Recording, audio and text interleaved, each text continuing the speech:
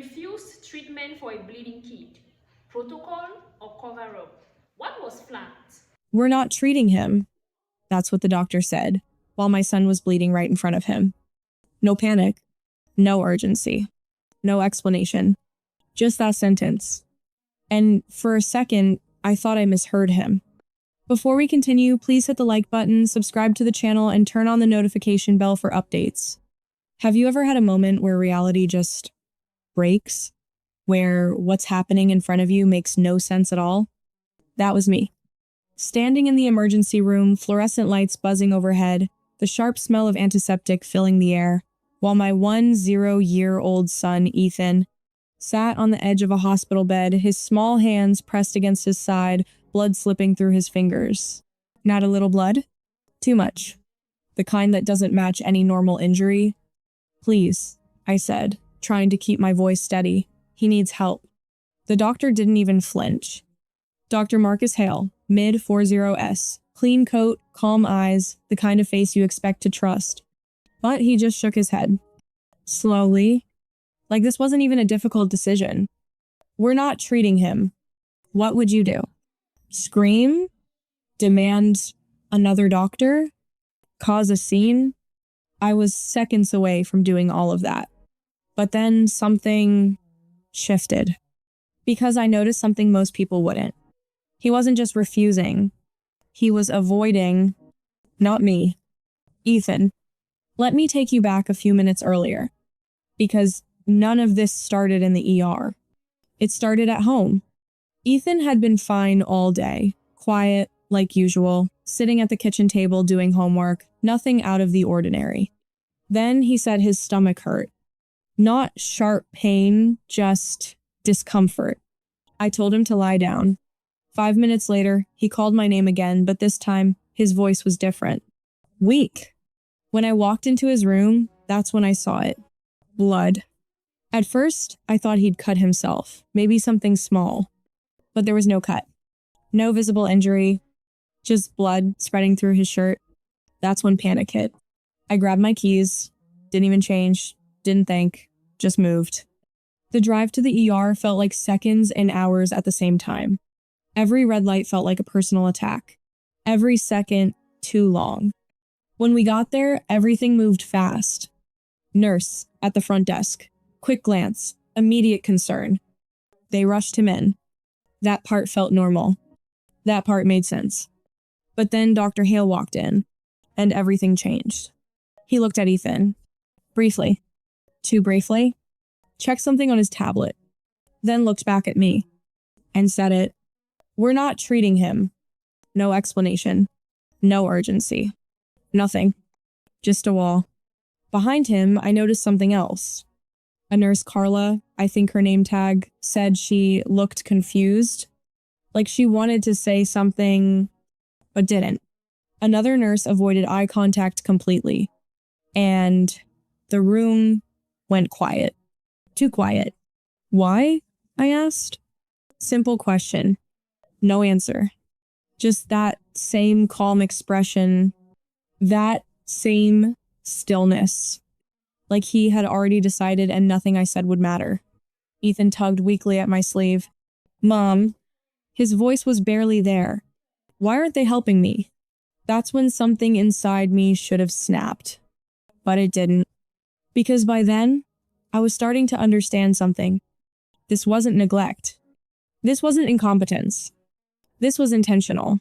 So instead of arguing, instead of yelling, instead of begging, I looked straight at Dr. Hale. And I said, okay. Yeah. Okay. That's all I said. And then I stepped back. You're probably wondering why. Why would any mother just accept that? Why didn't I fight? Why didn't I lose control? Because in that moment, I realized something far more terrifying than refusal. Dr. Hale wasn't confident. He was careful. And careful people are hiding something. So I waited, watched, listened. Every movement, every glance, every whisper. The tension in that room kept building. Ethan was still bleeding, still getting weaker. and no one was doing anything. Then, 10 minutes later, everything exploded. The ER doors slammed open. Hard. Loud enough to turn every head in the room. Footsteps. Fast. Urgent. Authority walked in. A woman. Older. Sharper. Different energy entirely. Dr. Evelyn Grant. The head doctor. She didn't ask questions. Didn't slow down. She walked straight in. Looked at Ethan. And froze. Not confused. Not surprised. Frozen. Like she had just seen something she wasn't supposed to see. And in that moment, I knew whatever was happening to my son was bigger than all of us. The moment she froze, I knew this wasn't a mistake. Not a delay. Not a miscommunication. Something was very wrong. But to understand why that moment mattered, you need to see everything that led up to it. Because when I look back now, the signs were already there. I just didn't know how to read them yet. Earlier that evening, everything had felt normal. Too normal. Ethan was at the kitchen table, hunched over his math homework, tapping his pencil like he always did when he was thinking. "Mom," he said casually, not even looking up, "do you think blood tests hurt more if they take a lot?" I remember pausing. Why would they take a lot? He shrugged. They took extra at school this week, for the physical. At the time, I didn't think much of it. Kids exaggerate. Extra could mean anything. And the school had sent home a consent form weeks ago for routine health checks. Height, weight, vision, basic stuff. Standard. Safe. Normal. Or at least, that's what I thought. Back in the ER, that conversation started replaying in my head. Over and over. Extra blood. I looked at Ethan sitting on that bed, his skin pale now, lips losing color. And suddenly, it didn't feel like a random comment anymore. It felt like a clue. Meanwhile, Dr. Hale hadn't moved. He stood near the foot of the bed, arms loosely crossed, tablet still in his hand. But now that I was really watching him, I noticed something unsettling. He wasn't just calm. He was controlled, like he was following instructions. And the others, they felt it too. Carla, the nurse, shifted her weight nervously. Her eyes kept flicking toward Ethan, then toward Dr. Hale, then away again. At one point, she even took a small step forward, like she was about to say something. But she stopped herself. Why? Another nurse adjusted a monitor that wasn't even connected properly. Busy work. Avoidance. And then there were the whispers. Low, quick, careful. Not the usual hospital chatter. These were different, tense. I caught fragments. Not authorized. Flagged. Don't get involved. Flagged? What does that even mean for a child? Mom? Ethan's voice pulled me back. He was weaker now. His hand slipped slightly, and more blood seeped through his shirt. Too much. Still no clear wound. Still no explanation. Why aren't they helping me? That question hit harder than anything else. Because I didn't have an answer, and neither did anyone else in that room. At least, not one they were willing to say out loud. I forced a smile. They will, I said softly. Just give them a second. But inside, that certainty was gone, because now I was noticing something else. Something small, but impossible to ignore once you saw it. Dr. Hale still hadn't examined Ethan properly. No gloves. No pressure on the wound.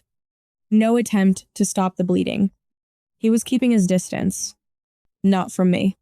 From Ethan. And suddenly, a thought crossed my mind that didn't belong there. Doctors don't act like this. Unless they're not allowed to touch the patient. Or worse, they're afraid to. Right then, Dr. Hale glanced at his tablet again. Quick, subtle, but I saw it. His jaw tightened just slightly. Whatever was on that screen, it mattered. Then he locked it, turned his body slightly away, and exhaled. That wasn't relief. That was restraint. I took a step back, folding my arms, pretending to comply, but really, I was watching everything. Counting seconds. tracking reactions, waiting. Because by now, I was sure of one thing. This wasn't about whether they could treat Ethan. It was about whether they were allowed to. And then everything shifted. The doors burst open, hard enough to echo down the hallway. Every nurse turned, every conversation stopped. And she walked in. Dr. Evelyn Grant. Authority followed her like a shadow. No hesitation, no confusion, just purpose. She scanned the room once, then locked onto Ethan, and froze. Not the kind of freeze you get from uncertainty. The kind that comes from recognition. Her eyes sharpened. Her posture stiffened. And for the first time since we arrived, I saw something real on a doctor's face. Concern. Deep, immediate, undeniable. She stepped closer. Slowly. Like she needed to be absolutely sure. And then she said something that made my stomach drop. Who admitted him? Not what's wrong with him. Not what happened. Who admitted him? And suddenly, this wasn't about Ethan being sick anymore. It was about Ethan being there at all. Doctors don't ask who admitted a patient unless the patient wasn't supposed to be there. That question didn't belong in an emergency room. And yet there it was. Sharp, direct, cutting through the tension like a blade. The room went still. Dr. Hale didn't answer right away. Just a second of hesitation. But in a place like that, a second is everything. Dr. Evelyn Grant's eyes locked onto him. Who admitted him? She repeated. Slower this time. He cleared his throat. I did. And there it was again. That shift, not relief. Not confidence. Pressure. Grant stepped closer, her gaze flicking from Hale to Ethan to the blood. Still seeping. Still untreated. What's been done so far, she asked. Silence. That was the answer. Nothing. Her expression hardened instantly. Get me his chart. Now. Everything changed after that. The same nurses who had been frozen moments ago suddenly snapped into motion. Drawers opened. Screens lit up. Footsteps quickened. It was like someone had flipped a switch. But it wasn't just urgency. It was fear. Grant grabbed the tablet from Dr. Hale's hand before he could react. Her eyes moved fast, scanning whatever was on the screen. Line after line. Detail after detail. And then she stopped. Not frozen this time. Focused. Her jaw tightened. And when she looked up, she looked straight at me. Where was he seen last week? The question hit me off guard. What? Your son, she said, sharper now. Where did he have blood work done? My mind scrambled. At school. A physical. Why? For a brief second, just a flicker, Grant and Hale exchanged a look. And it wasn't confusion. It was confirmation. Like something had just been verified. Something they already suspected. Grant turned back to the screen. Then to the nurses. Prep and OR, immediately. The room exploded into motion again. This time louder. Faster. More urgent. Wait. What? 10 minutes ago, my son wasn't worth treating. Now he needed surgery? Immediately? Hold on, I stepped forward. What's going on? You just said he said? I pointed at Hale. He refused to treat him. Grant didn't even look at him this time. Then he made the wrong call. Simple. Final. 2 nurses rushed past me with equipment. Another one started attaching monitors to Ethan. Too late. Too sudden. Too different. Ethan groaned softly. His eyes fluttered. Then rolled slightly. Stay with me, sweetheart, I whispered, grabbing his hand. It felt colder now. Mom, he murmured weakly. I'm right here. But inside, everything was unraveling. Because nothing about this made sense. Not the refusal. Not the sudden reversal. Not the way everyone was acting like they just stepped into a completely different situation. And then I heard it. Low voices. Off to the side. Grant had pulled Hale away. But not far enough. You knew, she said. Quiet. Controlled. Dangerous. Hale responded, defensive. I followed protocol. Protocol? Grant leaned closer. Protocol doesn't override emergency care. It does when the file is flagged, he snapped back. Flagged. There it was again. My chest tightened. Grant's voice dropped even lower. But I still caught it. He's not supposed to be here. That sentence didn't just confuse me. It chilled me. Not supposed to be here? He's a child. In an emergency room. Where else is he supposed to be? Before I could process it, movement took over again. A gurney rolled in. Fast. Let's go now, a nurse said. They started transferring Ethan. His body looked so small against all that equipment. So fragile. Wait, I stepped forward. Someone needs to tell me what's happening. Grant turned back to me. And for the first time, there was something human in her expression. Not just authority.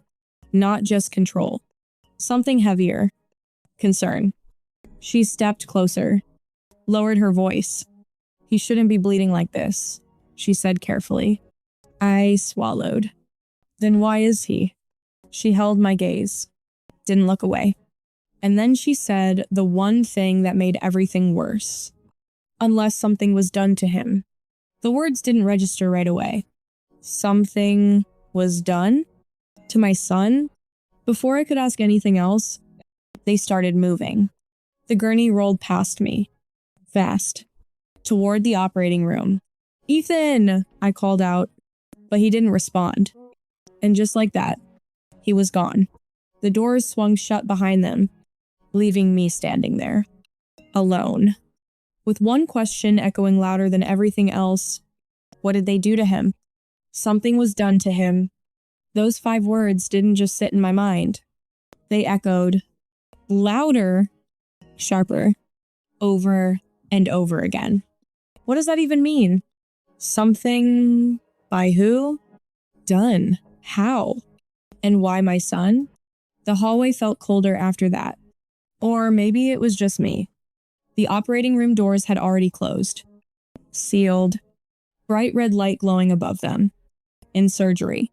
And just like that, everything slowed down. No more rushing footsteps. No more shouted orders. Just silence. The kind that stretches. The kind that makes your thoughts louder than they should be. I sat down without realizing it, my hands still shaking. My mind trying to catch up. Ethan was healthy. No conditions, no history, no warning signs. So how does a healthy 10-year-old suddenly start bleeding? And a doctor refuses to treat him? No, that wasn't the right question anymore. The real question was, what did they already know? I looked around. The staff wasn't acting the same anymore. Before, they were hesitant, avoiding. Now, they were careful, measured, watching me without making it obvious.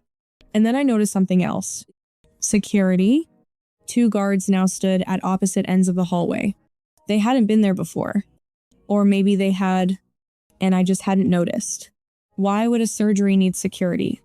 My thoughts were interrupted by soft footsteps. Hey. I looked up. It was her. Carla, the nurse. She glanced behind her before stepping closer. Too close for casual conversation. Too cautious for comfort. You didn't hear this from me, she said quietly. That sentence never leads to anything good. I straightened. What is it? She hesitated, like she was weighing something, then leaned in slightly. Your son's file. She paused. It's flagged. There it was again. That word, what does that mean? I asked. Her eyes flicked toward the OR doors. Then back to me. It means, she said carefully, he's part of something we're not supposed to interfere with. My stomach dropped. Interfere with what? Another pause. Longer this time. Then she said it. Some kind of study. Study? No, I shook my head immediately. That's not possible. I never signed anything like that. Carla's expression didn't change. If anything, it got worse.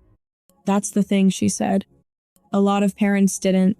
The words hit like a punch. What are you saying? My voice tightened. She exhaled slowly. I'm saying your son's records show restricted access. She swallowed. Do not treat without authorization. I stared at her, trying to process, trying to reject it. That's not legal, I said. She didn't argue, didn't correct me, just said, I know. Silence fell between us again, heavy. And then everything started connecting. The school physical, the extra blood, Dr. Hale refusing to touch him, the whispers, the fear. This wasn't random. Ethan hadn't just gotten sick. He had been selected. For what? My thoughts spiraled faster now. What kind of study needs that level of secrecy? What kind of program marks a child as untouchable in an emergency? And what kind of system allows a doctor to watch a kid bleed? And do nothing? I stood up abruptly, pacing now. This doesn't make sense, I muttered. If something was done to him, why wouldn't they fix it? Why wait? Carla shook her head slightly. Because, she said quietly, whatever they did wasn't supposed to go wrong. That word, wrong. So something did happen. Something intentional. And now they were losing control of it. Before I could ask anything else, the OR light flicked off. My heart stopped. The doors opened. Dr. Grant stepped out. Her expression was composed. Too composed. Carla immediately stepped back, like she hadn't said anything at all. Grant looked at me. Directly. We need to talk. No reassurance. No smile. No, he's okay. Just that. Every instinct in my body screamed at once. Is he alive? I asked. A beat. Then, yes. Relief hit. Hard. Fast. But it didn't last. Because her face didn't change. Not even a little. She gestured down the hallway. Private room. Closed door. I followed. Every step heavier than the last. Inside, she shut the door behind us. Slowly. Deliberately. And then she turned to me. What she said next changed everything. Your son, she began, was part of an experimental screening program. She paused. Just long enough for the weight of that sentence to settle. And something went wrong. Your son was part of an experimental screening program. The words didn't feel real. They just hung there, like my brain refused to process them. What program? I asked. My voice sounded distant, even to me. Dr. Evelyn Grant didn't rush her answer. She walked over to a small counter, set Ethan's chart down, and looked at me like she was deciding how much truth I could handle. Then she chose all of it. Over the past year, she began, several school districts partnered with a private biotech company. The official purpose was early detection, identifying rare genetic conditions through expanded blood screening. Expanded? I repeated. She nodded. Parents were told it was routine, basic health evaluation, but in some cases, a pause. Additional samples were taken. My chest tightened. Without consent? Another pause. This one heavier? Yes. The room felt smaller. Harder to breathe in? They were looking for something rare, she continued. Specific blood markers, extremely uncommon, valuable for research. Valuable. That word stuck. And Ethan? I asked. Grant looked down briefly, then back at me. Ethan's blood triggered one of those markers. A chill ran through me. What does that mean? It means, she said carefully, his biology reacted in a way they didn't fully understand. Didn't fully understand. That's when it clicked. This wasn't just testing, I said slowly. They did something. Grant didn't deny it. They introduced a reactive agent during secondary screening, she admitted. A compound meant to observe how certain blood types respond under stress conditions. My stomach dropped. You're telling me they experimented on my son? Her silence was the answer. And now he's bleeding because of that? Yes. No sugarcoating. No softening. Just the truth. His body had started breaking down internally. The compound destabilized something in his blood. Caused spontaneous bleeding. Unpredictable. Dangerous. And Dr. Hale? I asked, my voice sharper now. Why did he refuse to treat him? Grant's expression hardened. Because Ethan's file was flagged under a restricted protocol, she said. Cases like his required authorization from the research team before intervention. I stared at her. He chose to follow that protocol, she added, instead of treating your son. So that was it. My son was bleeding, and a doctor stood there waiting for permission. Something inside me snapped. Not loudly, not violently, just clean. You almost let him die, I said. Grant didn't argue. I know. Silence filled the room. But this time it wasn't confusion. It was clarity. What happens now? I asked.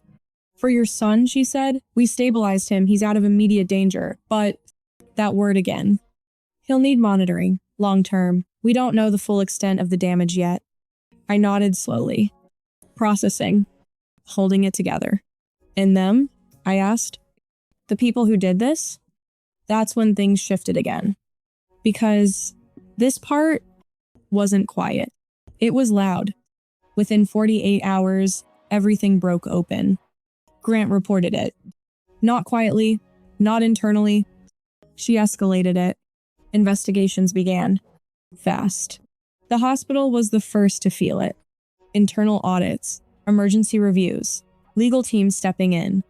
Dr. Marcus Hale was suspended immediately. Then terminated. His license placed under investigation for negligence and ethical violations. But it didn't stop there. The biotech company? Exposed. Records surfaced. Internal emails. Data logs. Evidence of unauthorized testing. Forged consent documentation. Parents across multiple districts came forward. Same story. Same routine physicals. Same missing information. The media got it. And once they did, it exploded. Headline after headline.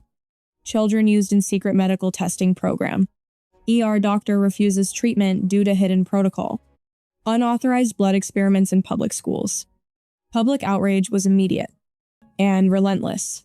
The school district denied involvement at first, then retracted, then cooperated. Lawsuits followed. Not just mine, dozens. But mine went all the way. Because I didn't just want compensation. I wanted everything exposed. And it was months passed. Ethan stayed under observation. Weekly checkups, endless tests, careful monitoring. Some days he was fine. Other days, not. Fatigue, bruising, unpredictable symptoms. But he was alive, and that mattered. The program was shut down permanently. Federal investigations launched. New legislation introduced requiring full transparency in all school medical procedures. Things changed. Not quietly, but permanently. And Dr. Grant? She testified. Against them. Against the system. Against the silence. She didn't have to, but she did. One afternoon, months later, everything felt still. I sat on a bench in a park, watching Ethan. He moved slower now, more careful, but he was smiling, laughing, even, a sound I wasn't sure I'd hear again. He ran up to me, slightly out of breath, sat beside me. Mom, he said. Yeah? He looked up at me, serious for a moment. Are doctors still safe? I paused. Not because I didn't have an answer, but because now I had the right one. Some are, I said, and some aren't. He nodded slowly. Then how do we know? I looked at him, then out at the world around us. We ask questions, I said. Simple, but different now. Because before, I trusted the system. Now, I understood it. I reached for his hand. He squeezed mine back. And for the first time since that night, there was no fear in it. Just awareness. Because when that doctor told me, we're not treating him, I didn't argue. And that is what led me to the truth. If this happens to your child, would you trust them again or question everything?